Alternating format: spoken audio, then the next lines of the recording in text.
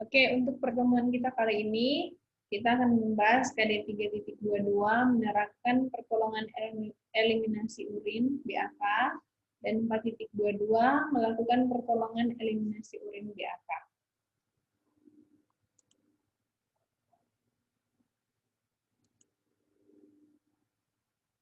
Oke, yang pertama pengertian eliminasi urin BAK. Eliminasi urin adalah kebutuhan dasar manusia yang esensial dan berperan menentukan kelangsungan hidup manusia.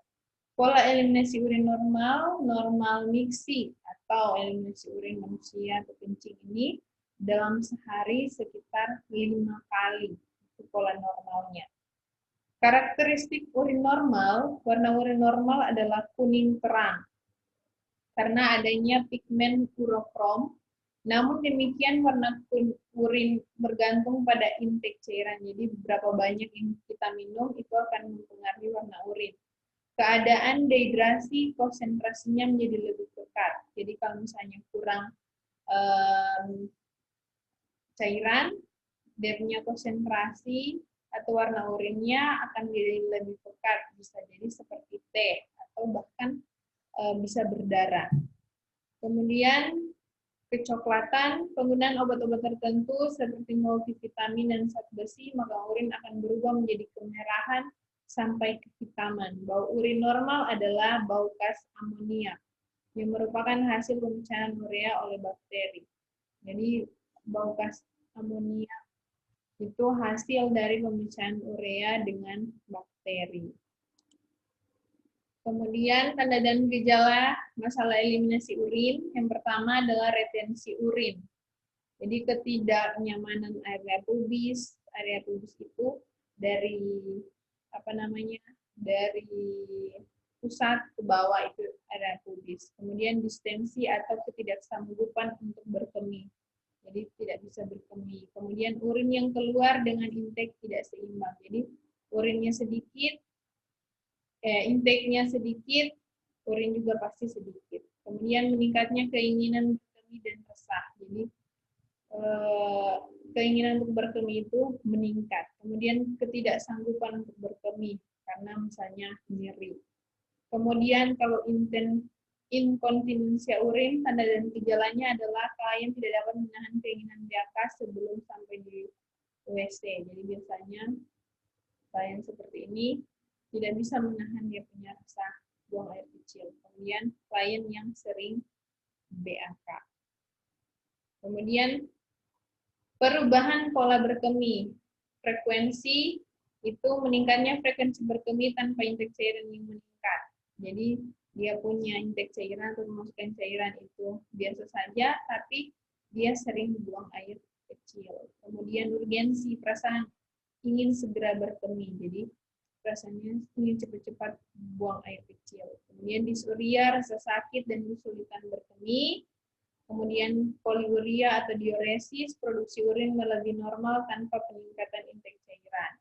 Kemudian urinaria suppression, keadaan ginjal tidak memproduksi urin secara tiba-tiba, jadi dia tidak bisa buang air kecil misalnya. Kemudian anuria, urin kurang dari 100 ml per 24 jam, jadi urinnya sangat-sangat sedikit. Dan oliguria, urin berkisar 100 sampai 500 ml per jam. Oke.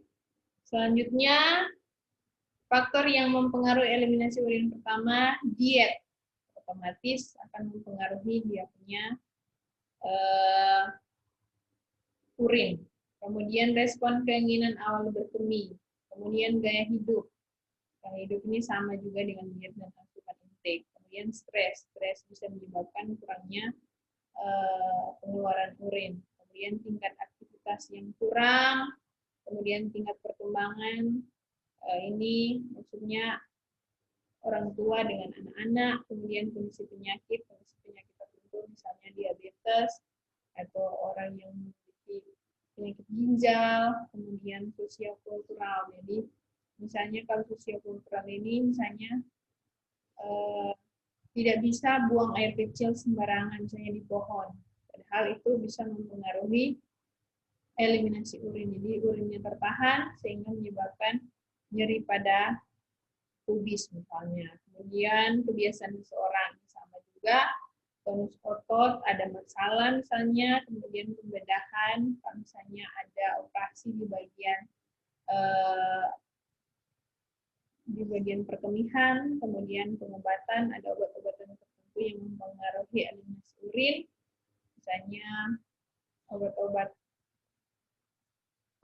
yang mempengaruhi eliminasi urin, misalnya obat-obat ginjal misalnya, kemudian pemeriksaan diagnostik. Ini pemeriksaan diagnostik juga mempengaruhi eliminasi urin. Jadi itulah faktor-faktor yang mempengaruhi eliminasi urin. Berikutnya adalah tindakan pertolongan eliminasi urin BAK. Jadi bisa menggunakan ini P-spot gambarnya. Di situ ada dia punya alat dan bahan, tapi lebih jelasnya nanti memang akan berikan video pembelajaran. Kemudian di situ ada pengertian perawatan kateter. Jadi seperti kalian ketahui dan mungkin kalian pernah lihat itu kateter yang ada di ruang punya lab.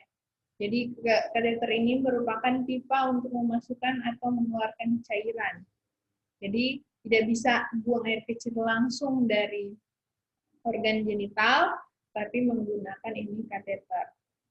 Kateterisasi adalah kandung kemih yang memasukkan kateter melalui uretra ke dalam kandung kemih untuk mengeluarkan urin. Ini seperti ini contohnya. Jadi kateternya dimasukkan di kandung kemih, di sini baru bisa mengalirkan urin keluar. Kemudian tujuan pemasangan kateter yang pertama untuk mengatasi distensi kandung kemih, kemudian untuk pengumpulan spesimen urin, jadi dikumpulkan urinnya untuk pemeriksaan, kemudian mengukur residu urin setelah BAK dalam kandung kemih, banyaknya urin, kemudian pengosongan kandung kemih sebelum dan selama pembedahan. Jadi saat dioperasi itu harus menggunakan kateter supaya pasiennya bisa buang air kecil di kateter. Kemudian komplikasi pemasangan kateter yang pertama, bila pemasangan dilakukan tidak hati-hati bisa menyebabkan luka dan pendarahan pada uretra. Jadi dia punya jalan ini bisa terjadi pendarahan. Kemudian balon yang dikembangkan sebelum memasukkan kemih dapat menimbulkan luka pada uretra. Iya pasti karena tidak bisa masuk ke uretra kalau sudah bentuk balon. Kalau dipaksa bisa melukai uretra tersebut. Kemudian infeksi uretra dan kandung kemih itu pasti karena kalau misalnya tidak diganti kateternya pasti akan terjadi infeksi. Kemudian nekrosis uretra dilakukan dengan kateter terlalu besar atau fiksasi yang keliru. Jadi bisa terjadi kerusakan pada uretranya. Kemudian terjadi pembentukan batu pada kandung kemih karena kateter yang mungkin tidak diganti. Ini tindakan pemasangan dan pelepasan kateter, bisa dilihat di sini juga ada alat bahannya dan prosedurnya seperti apa, tapi nanti memang akan kasih video supaya lebih jelas. Berikutnya adalah pemasangan kondom kateter. Jadi kondom kateter ini merupakan alat drainase urin eksternal yang mudah digunakan dan aman untuk mengalirkan urin pada klien. Jadi ini bisa kalian lihat, dia punya contoh di gambar, itu kondom kateter. Kemudian tujuan pemasangan kondom kateter ini mengumpulkan urin dan mengontrol urin inkontinen. Jadi sama dengan kateter biasa, dia punya tujuan. Kemudian kalian dapat melakukan aktivitas fisik tanpa harus merasa malu karena adanya kebocoran urin. Jadi bisa pipis tanpa harus malu karena ada pemasangan kateter urin. Kemudian mencegah iritasi pada kulit akibat urin inkontinen. Sama juga ini ada dia punya tindakan pemasangan kondom kateter. Nanti memang akan kasih videonya supaya lebih jelasnya itu ada bahan dan cara kerjanya di video tersebut lebih jelasnya lagi. Nanti memang akan share di webnya Dika. Nanti juga kalian akan buat tugas. Nanti tugasnya juga memang akan share di webnya Dika. Dan kalau misalnya ada pertanyaan lagi mengenai slide ini, bisa langsung ditanyakan ke grup WhatsApp. Oke?